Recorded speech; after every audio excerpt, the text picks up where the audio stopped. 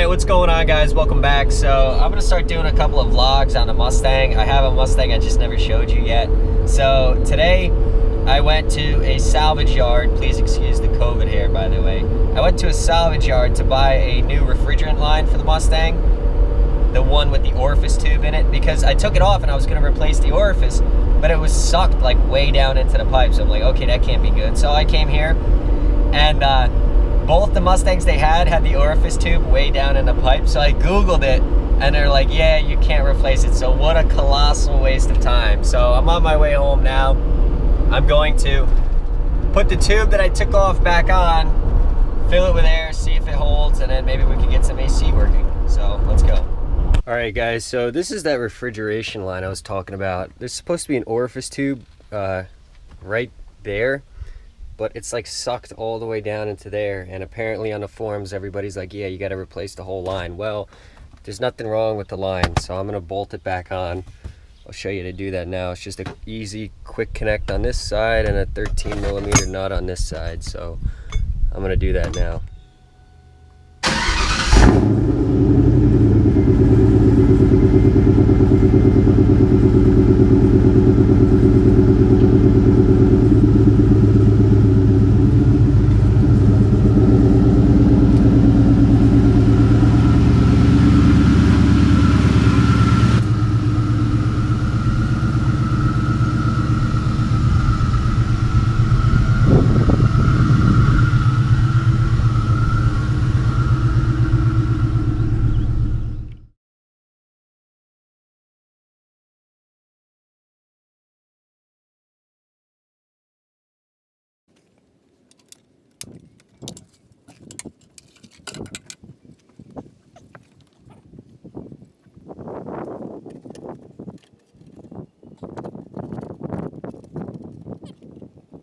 Alright, well, the tube is on.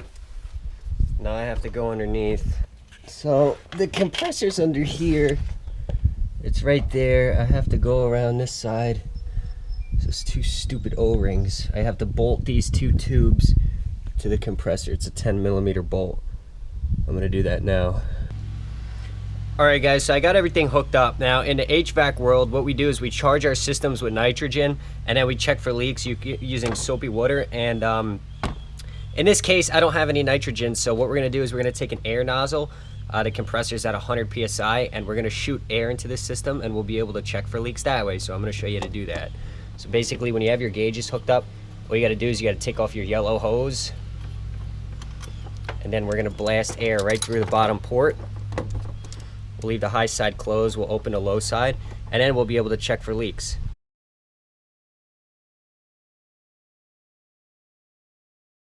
Now what this is doing is putting pressure in the system. Something's biting me. I see it, I don't know what it is, but it's very small. And ow, wow, that hurts. Okay, it flew away. Okay, so we have it charged at 90, that's good enough. Basically, we got air in the system, and if it holds, there's no leak. If it starts leaking out, well, we'll be able to spray our water. I'll come back in 10 minutes. And if there's no leaks, then it's sweet and we'll be able to fill with refrigerant. We'll be able to pull a vacuum and then fill it up, which I'll show you how to do as well. All right, so luckily it's leaking. I didn't know what I'd do if it didn't leak, so thank God it's leaking.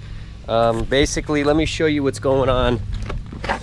It's fucking stupid, dude. You know, you watch like Chris Fix and it's like, oh great, no leaks. But this is the real world, dude. You put this stuff together and there's always a fucking leak. Whatever.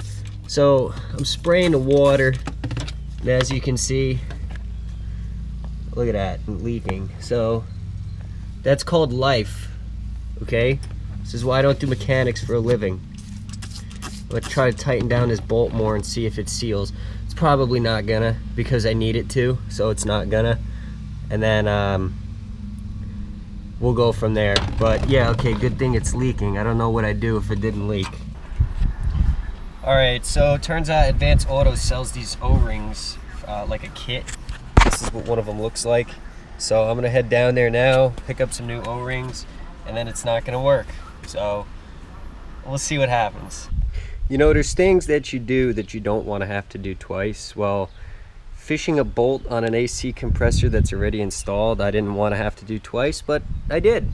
So I charged it up to 100 again. I sprayed more water and no leaks. Well, it's not bubbling anymore, just no leaks in that area now. So I'm gonna let it sit, see if we lose any. If not, I can go ahead, pull a vacuum, and we'll start charging it up, see what happens. All right, guys, so I just popped open a Canada's Arizona and it went right in my eyes. It's holding, it's good, no leaks. So now I'm gonna show you how to pull a vacuum and we'll charge this baby up. Let's see if she gets some cool air or if it's gonna be like an oven. You wanna get yourself a nifty vacuum pump. You can get them at Harbor Freight Tools. I told myself I was gonna use it once and then return it, but I never did, and it's a good thing I didn't because I use this thing all the time. And then you're gonna need your gauges. So what we can do now, we'll undo this yellow hose. We'll connect it right into the side of this vacuum pump. We'll get ourselves an extension cord.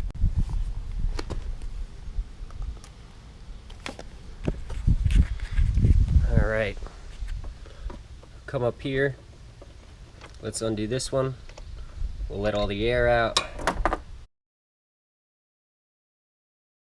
Done. Now we can get our yellow hose, connect it back, open up these actually no, what I do is I close them first, then you kick on your vacuum pump. You'll hear it make that sound. It's like some weird burping, gurgling sound. Then we open up our gauges. Do you hear the difference? Open up both of them all the way, and you'll see the gauge, it starts pulling down. Now, all of that steam, smoke stuff coming out of there, that's moisture in the system. So it's pulling out all the non-condensables, and you'll be left with a nice dry system when it's done. All right, so about half an hour to 40 minutes later, it really doesn't matter how long it is. What we're gonna do is we're gonna go ahead and close the gauges all the way. Just like so, shut our vacuum pump off. We can now undo our yellow hose. Alrighty, and then it says here that it takes 2 pounds, 2 ounces, which is about 3 cans. So I'm gonna put 3 cans in, we'll know it's full. Next step is we're gonna start the engine and we're gonna start filling it.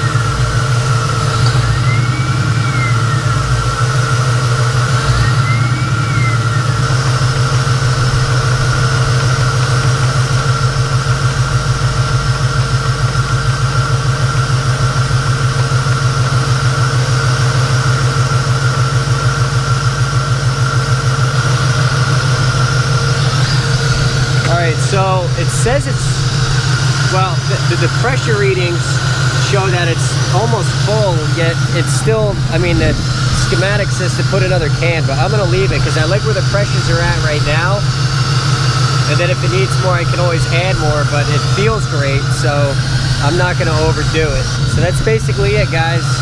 Charging the AC on a Ford Mustang GT 99 to 04.